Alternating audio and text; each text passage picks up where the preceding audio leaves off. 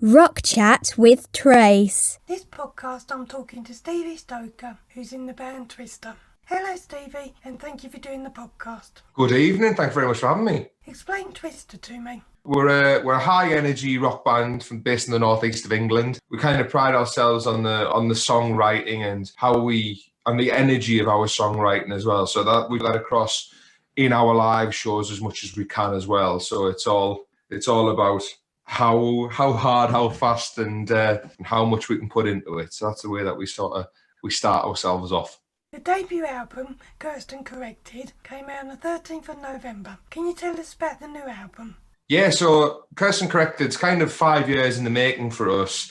Me and Jake have been writing songs together for the last 5 years, and this is all of the best stuff that we've done over that time. 2020 for us was a total fresh start. So we got rid of everything we'd done prior and took what we thought was our best 6 tracks from what we'd previously done and wrote 6 new tracks to go with it. And that all obviously together created Cursed and Corrected.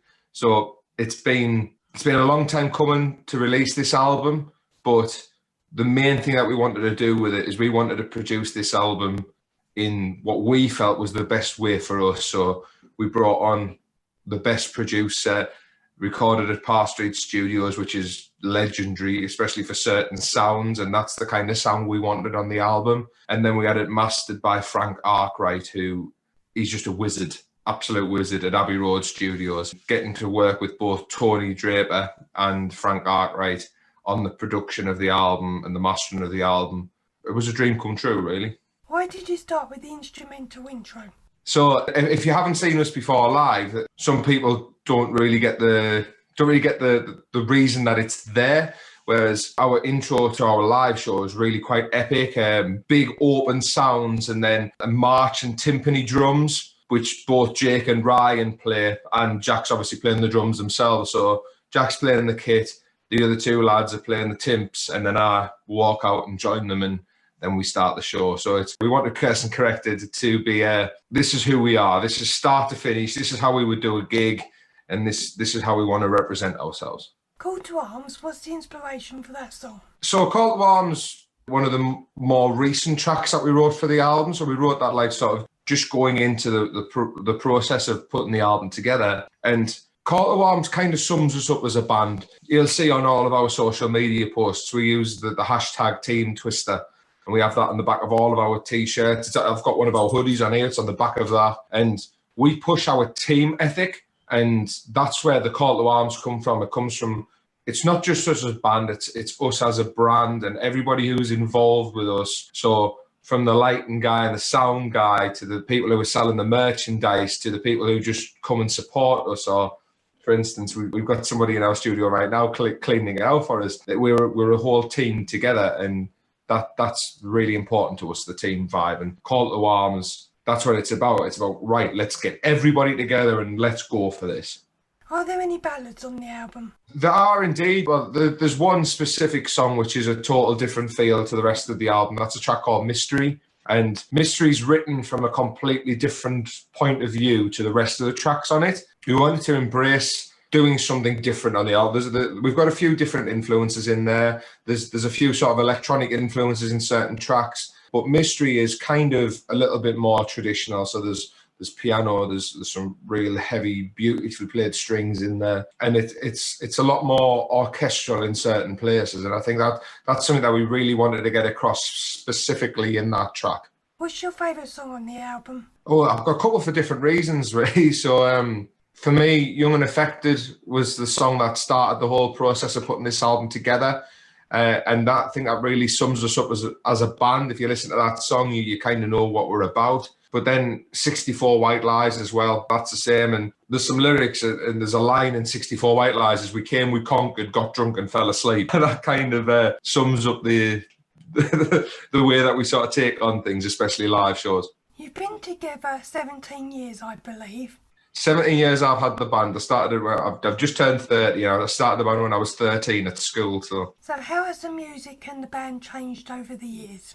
It's changed, to be honest, it's changed drastically. And it's only really the last sort of as I say, this album's a 5-year in the making thing. So over the last 5 years, this is where we've really found our sound and found who we want to be. And I think in the early days of the band, we were all learning to be musicians and learning how to work with other people, which I think's massively important. You want to learn your craft before you start trying to go in any sort of direction. And I think we definitely did that, and we went out there and we worked as a band. We've done everything as a band. We've done holiday parks to playing on tour with Status Quo. So we've gone right the way through the spectrum. And I think it's important that we've got that wool on our back, so we know how hard it is to do the proper grassroots starting up, and we haven't been handed anything. We've really worked hard for it. So we take all of that with us, and this is the sound that we've come out with. You recently recorded a version of Christa Berg, A Spaceman Came Travelling. Why that song? It's my favourite Christmas song by quite a considerable margin. In fact, we've all played it in different bands over the years in different ways, and we felt that we could do a really different take on it, modernise it slightly, and just give it a little bit more oomph, because that's always been I think the song is extremely well written. I just didn't think it had enough clout, and I thought, well, if we can do it, we can definitely give it a little bit more of a harder edge. And obviously we've added this sort of harmonised guitars and stuff in there to give it a more classic rock kind of vibe. So it was really fun to put together. What cover do you enjoy singing the most? I like doing a lot of rock stuff. I like doing a lot of Zeppelin and that kind of thing, because you can really scream your head off a little bit. Yeah.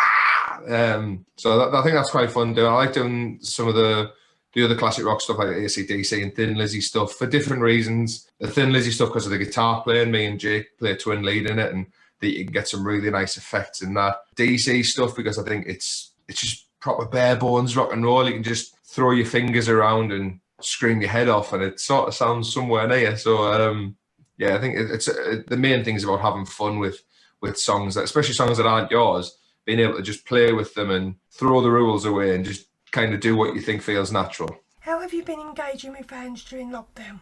To be honest, I think the whole lockdown business has done us a load of favours, which is we're probably one of the only bands that thinks that. But we're very lucky. I'm sat right now in our recording studio, and this is something that we've had for the last 5 years. That's just purely ours. It's not for public use. It's just our place. And we've taken to try to make our own content regular. So obviously most bands, if they're going to make content, they have to go into a studio, record it, then record video for it, and then put it out there. It can be quite a costly affair. But because we've got our own everything, then it hasn't been that detrimental to us. So we started a Patreon page back in May, and that now it's really taken off, thankfully, to everybody's support.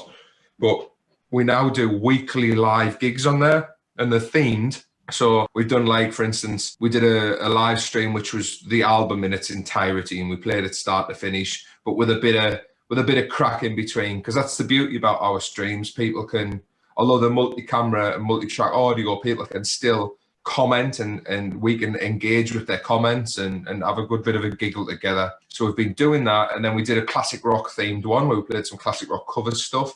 This Saturday, for instance, we're actually going to play all the songs that we had ready for the album, but we didn't put them on the album. So there's a load of tracks there that people might have heard before if they've seen us live, but obviously there isn't recorded versions out there for people to listen to. So we're doing that this week. And then after we're finished with our streaming, we're then doing like a Zoom call with everybody who's been and watched the gig, so that we can have a drink with them and have that camaraderie, a bit like you would have if you just played a show. And so it's, although it's a slightly different way of it being normal, obviously people are still in their own homes, we've still hopefully kept that community aspect and that community way of doing things. How can people watch you? We're all over the place. Our main content goes out on YouTube and Facebook and Instagram. We've got everything else as well, obviously. But if you want to search Official Twister or Twister UK or anything of that ilk. But all of our brand new content, we're releasing videos virtually daily now on Patreon. So check us out on there. If you search Team Twister into Patreon or patreon.com/Team Twister, you'll see all of our brand new stuff, which is, again, daily content. Do you have any plans for 2021? We've got loads of plans for 2021. Whether they'll all happen or not, is a different thing. We have a lot of shows booked, and we were supposed to travel to a lot of countries. We don't know exactly how that's going to work out yet, but we're still staying optimistic. But what we have is we have two plans for where we want to be this year. One plan is the whole, we get to the end of February and you go, right, go and work. And then we will absolutely be on the road for as long as we can possibly be there and play to as many people as we can. So that's one way of doing it. We've got a load of festivals abroad booked, as well as our own headline tour for touring the album.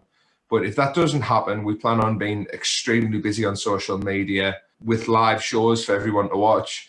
And we're going to be putting plans in place for what will be our second album and start recording that as well. So yeah, we can't wait to get back involved in some way, shape or form. Where in the world or venue would you most like to play? There's a few. I think everyone's dreams to play a stadium at some point. So I'd absolutely love to play any stadium, but specifically I'd love to play Wembley. I think everybody wants to play Wembley. But also there's Red Rocks as well in the USA, which is an amazing setting, and I think I'd love to play there as well. So either one of them two, I think I'd live with. You've been around a number of years. What's the most important lesson you learned? Couple really.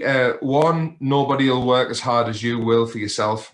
So if you want something doing, either if you don't know how to do it, learn how to do it because it's invaluable. But the other one is just never give up. Or if you believe in yourself hard enough and you work hard enough, you'll start and see the rewards. It might not be tomorrow or the day after, but you will start and see the rewards of that.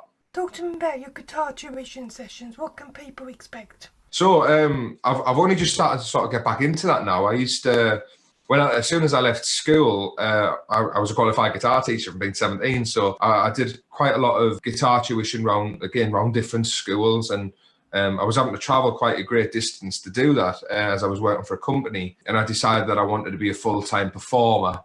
But obviously that's not the case at the moment. We can't be on the road. So I wanted to get back into this. So I'm doing a few different things. Once you get the lockdown out of the way, I'm doing sessions from the studio, but I'm doing multi-camera sessions from here, basically where we sat right now. So I've got 4 different cameras around me, which would show different parts of the instrument. And then depending on which bit we're working on, whether I'm working on right-hand technique or left-hand technique, or we're just talking through specific musical theory sides of things, depends on what camera we're using, and being able to give that slightly more personal approach to teaching, because I think a lot of guitar teachers have a set, we're learning this, then this, whereas I'll teach people whatever they want to learn.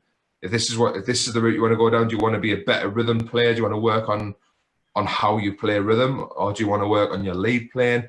Depending on what you want to do, and technique wise, and obviously style wise, is what we'll go through. So I think that's the beauty about what I'm doing at the moment, and every lesson's different. How can people get in contact with you? Everything is on our Facebook page, which is facebook.com/TwisterUK, on my page, which is facebook.com/Stevie Stoker. Dead easy. If you just Google my name, you'll find everything that we're doing at the moment. Anything else you want to mention? If you like our stuff and you like what you hear, please do come get involved. We're all extremely active on the socials, and we want to liaise with people, and we want to hear what your thoughts are. And yeah, it's all about the community. So if you want to come and get involved, we would love to have you involved. Twister released Cursed and Corrected on the 13th of November 2020, and I'd like to thank Stevie for joining me on Rock Chat with Trace. Thanks so much for having us, Trace. We really appreciate it.